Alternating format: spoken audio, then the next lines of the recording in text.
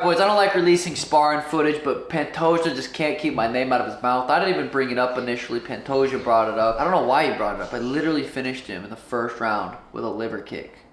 He literally called it off in the first round. Sean O'Malley and Alexandre Pantoja are still beefing strong after 6 years. Are you curious to know more about this? Sean O'Malley is a tornado in the UFC world. He's known for his wild fighting style, flashy looks, and the way he knocks out opponents with flair. With his tattoos and ever-changing hairstyles, he's hard to miss and even harder to beat. As the UFC bantamweight champion, he's at the top of his game and always ready to put on a show.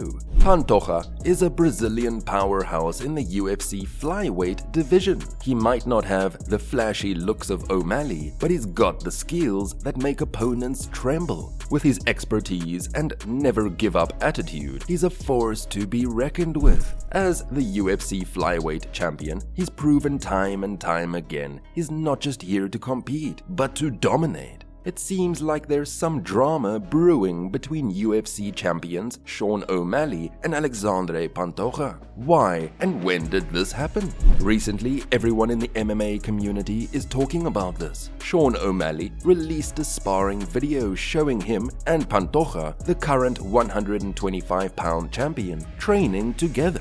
This video has become viral among the fans, mainly because it features an amateur Sean O'Malley sparring with the then unknown Pantoja. Sparring is a practice session meant to improve skills, not an actual fight where you must push through every hit. In the video, you can see that Ali lands a liver kick on Pantoja, who asks for a moment to recover. Don't worry, the scenario is common in training. Fighters often take a pause to recover from a painful hit rather than push through, like they would in an actual fight. However, the video has started talks about whether it's right to share training videos, as they can give false ideas about a fighter's skills or toughness. Soon enough, Pantoja, the flyweight champion, took to Instagram to express his interest in fighting Sugar Sean O'Malley. He mentioned that they sparred before, but O'Malley never sent him the video. Pantoja wondered why. O'Malley, fresh off of a big win, responded on his YouTube channel.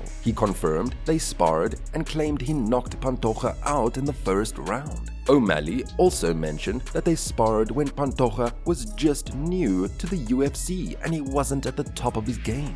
He explained that he was surprised by Pantoja and Henry Cejudo showing up unexpectedly at the gym. O'Malley said he wasn't in proper training mode and even smoked a joint the night before. Despite this, he claims he won the first round and was tired for the later rounds. O'Malley's response stirred up more controversy as he questioned if Pantoja forgot how the sparring really went down. He admitted to being choked out in the third round, but still remained confused about the circumstances of their encounter. So it seems like there is more to the story than what meets the eye, and fans are eagerly awaiting to see how this feud plays out in the octagon. Do you think there are more sides to the story? Before his title defense fight against Steve Erceg at UFC 301, Pantoja has again called out Sugar for a notorious training session where they reportedly both knocked each other out. The sparring video takes us back to when Sean O'Malley was still an amateur. He was brought in by Henry Cejudo, a well-known figure in MMA, to spar with Pantoja. Ali wasn't in top fighting shape since he didn't have an upcoming match. The fascinating point in this whole scene is that Alexandre Pantoja claims he smashed Sean O'Malley in sparring.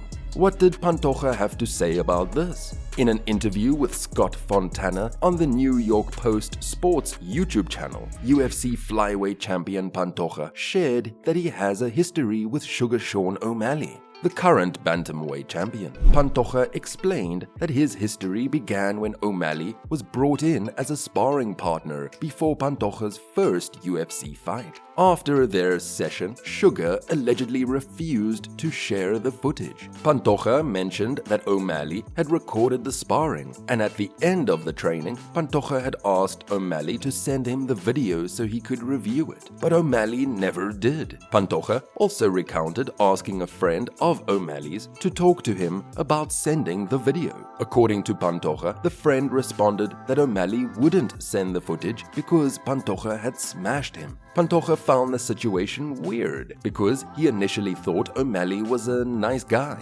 describing him as very talented, humble, and shy. However, Pantoja was surprised when O'Malley later claimed that the sparring session had gone in his favor. What thought does that leave us with? What happens in training should stay in training. Sparring sessions are controlled environments where fighters work on techniques, timing, and strategies. They aren't going full force as they would in a competitive fight. Therefore, judging a fighter's ability based on a sparring session could be misleading. Pantoja, the current 125-pound champion, competes in a different weight class than Sugar Sean O'Malley, who fights at 135 pounds. Weight classes exist for a reason. A 10-pound difference can have a significant impact on strength, speed, and overall performance. Tim Welch, Sean O'Malley's coach, has also been stirring the pot with his comments. He's been particularly vocal, engaging in trash talk with fighters like Merab Valishvili. Welch's comments about Valishvili's appearance, for instance, have been provocative, contributing to the drama and hype surrounding upcoming fights. Trash talk is a staple in MMA, often used to build up fights and generate interest. However, it's a double-edged sword. While it can make fights more exciting for fans, it can also create tension and animosity among fighters. Welch's approach seems to be about pushing buttons and keeping the spotlight on his fighters, especially with Sean O'Malley being in the news. Another important topic is the role of corners during fights. They give advice, encouragement, and strategy to their fighters between rounds. But there are strict rules about their behavior.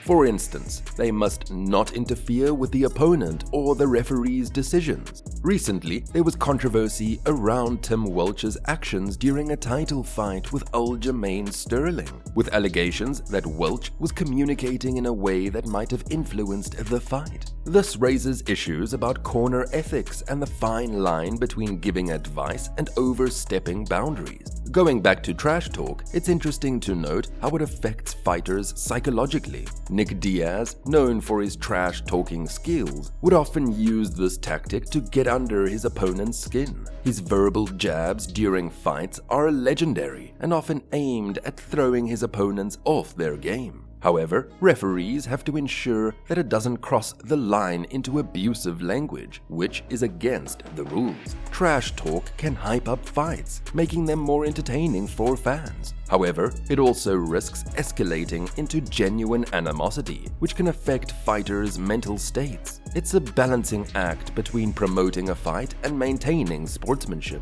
Either way, Pantoja and O'Malley can't seem to agree on what happened during their sparring session years ago. Recently, the two UFC champions exchanged comments online. Pantoja, the 125-pound champ, called for a fight with O'Malley, the 135-pound champ, reminding him of their sparring session back in 2017. Sean O'Malley responded, claiming he knocked out Pantoja before getting tired and losing rounds to him. Pantoja has now shared his side of the story. He explains that nobody usually talks about training because they are professionals, but O'Malley brought it up first. Pantoja recalled traveling 15 hours to Arizona, feeling jet-lagged and having a tough training day with O'Malley at the lab. Despite this, he wanted to return the following week to show he could do better. When Pantoja returned, he agreed to let O'Malley record their sparring session. Pantoja claims that after he beat O'Malley, O'Malley never sent him the video as promised. He detailed how he dominated O'Malley, who tried to quit in the second round but was encouraged to finish all 3 rounds. Pantoja said he overpowered O'Malley, who ran out of energy. Pantoja is currently preparing for his first title defense against Brandon Royval at UFC 296. However, he is open to moving up a division to fight O'Malley in the future. He believes he has a good history with O'Malley and thinks a fight between them could be profitable. Pantoja expressed his readiness to fight O'Malley if Dana White wanted to arrange the match. He noted that everyone now wants to fight O'Malley and mentioned their history, stating that he had beaten O'Malley once in training and could make money from a real fight. What are your thoughts on this drama? Do let us know in the comments below. Don't forget to like, share, and subscribe. Until next time.